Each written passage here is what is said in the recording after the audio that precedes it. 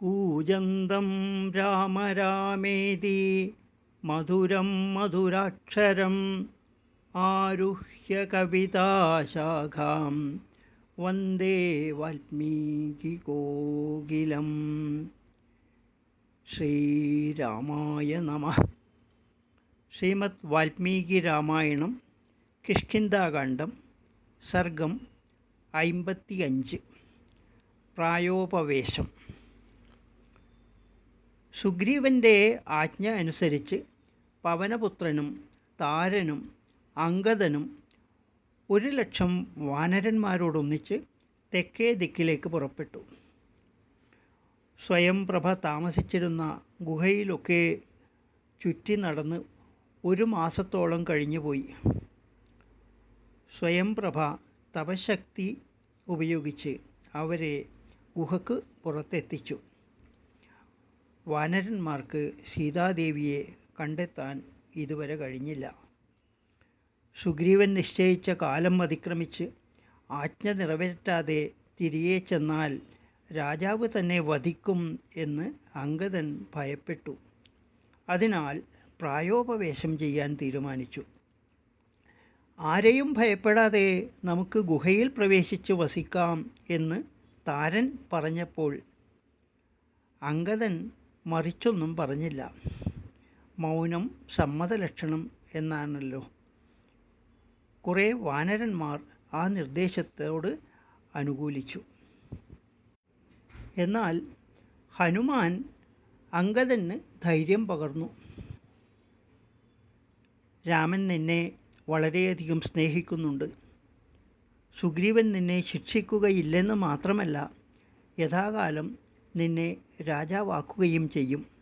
അതുകൊണ്ട് നമുക്ക് പട്ടണത്തിലേക്ക് തിരിച്ചു പോകാം എന്ന് ഹനുമാൻ അംഗദനോട് പറഞ്ഞു.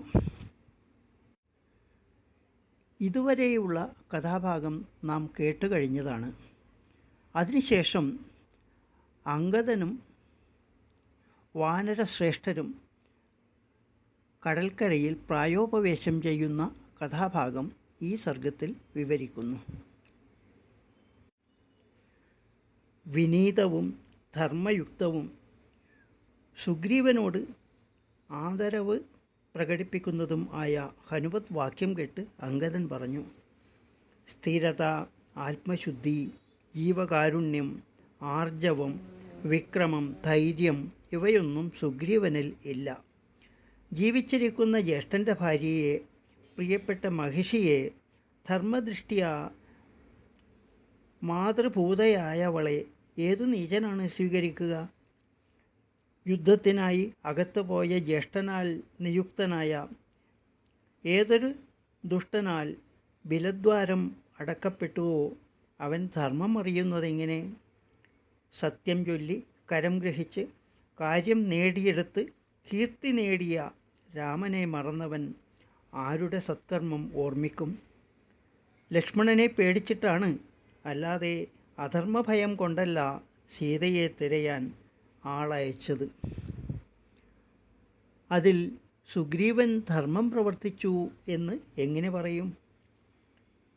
പാപിയും കൃതഘ്നനും ഉപകാരസ്മരണയില്ലാത്തവനും ചപലചിത്തനും ആയ അവനെ ആര്യനായ ഏതൊരുവൻ, വിശേഷിച്ചും അവൻ്റെ കുലത്തിൽ പിറന്നവൻ, എപ്പോഴെങ്കിലും വിശ്വസിക്കും? സഗുണനോ നിർഗുണനോ ആയാലും രാജ്യം പുത്രനിൽ സമർപ്പിക്കും. ശത്രുകുലജാതനായ എന്നെ സുഗ്രീവൻ എങ്ങനെ ജീവിക്കാൻ അനുവദിക്കും? ഗൂഢാലോചന ചെയ്തവനെന്ന് അറിയപ്പെട്ടവനും കുറ്റവാളിയും ഹീനബലനും ആയ ഞാൻ കിഷ്കിന്ധയിലെത്തി അനാഥനെപ്പോലെയും ദുർബലനെപ്പോലെയും എങ്ങനെ ജീവിക്കും? ഷഠനും ക്രൂരനും ദയാഹീനനുമായ സുഗ്രീവൻ രാജ്യത്തിന് വേണ്ടി എന്നെ കൊല്ലാതെ തടവിലിടും. ബന്ധന ദുഃഖത്തേക്കാൾ എനിക്ക് പ്രായോപവേശം തന്നെ നല്ലത്. വാനരന്മാരെല്ലാം എന്നെ അതിന് അനുവദിക്കുവിൻ. നിങ്ങൾ വീട്ടിലേക്ക് മടങ്ങുവിൻ. നിങ്ങളോട് ഞാൻ ആണയിട്ട് പറയുന്നു, ഞാനിനി പട്ടണത്തിലേക്കില്ല. ഇവിടെ തന്നെ പ്രായോപവേശം ചെയ്യാൻ പോവുകയാണ്. മരണം തന്നെ എനിക്ക് നല്ലത്. അഭിവാദനപൂർവം രാജാവിനെയും പ്രണാമപൂർവം രാമലക്ഷ്മണന്മാരെയും കുശലം അറിയിക്കുക.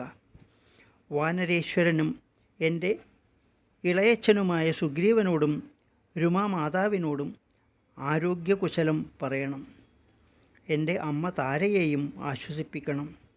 സ്വതേ പുത്രസ്നേഹവതിയും കനിവാർന്നവളും തപസ്വിനിയുമാണ് എൻ്റെ അമ്മ. ഞാനിവിടെ മരിച്ചു എന്ന് കേട്ടാൽ അമ്മ പ്രാണൻ കളയും.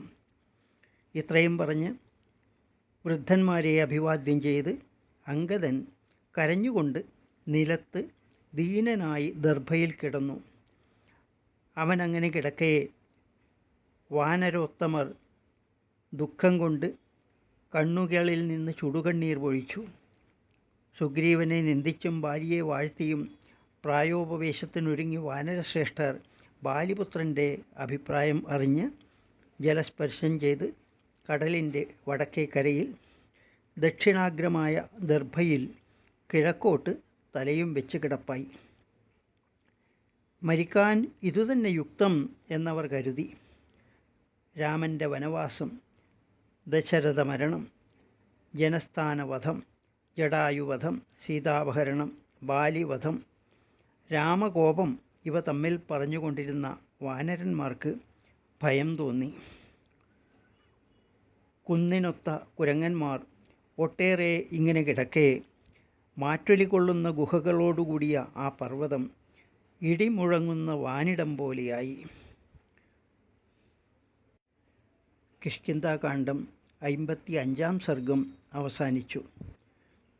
ജാനകീ ജീവനസ്മരണം ജയ ജയ രാമ രാമ.